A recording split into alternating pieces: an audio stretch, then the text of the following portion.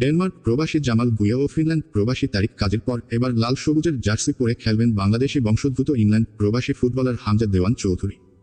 বৃহস্পতিবার এমন সবুজ সংকেতই দিয়েছে আন্তর্জাতিক ফুটবলের নিয়ন্ত্রক সংস্থা ফিফা।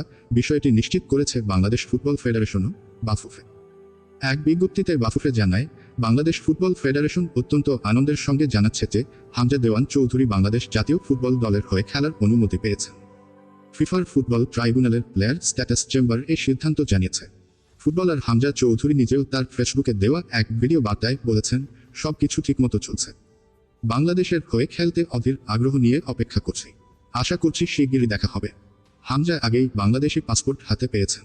গত 24 September England football association FA তাকে বাংলাদেশের জার্সিতে খেলার ব্যাপারে অনাপত্তিপত্র দেয়।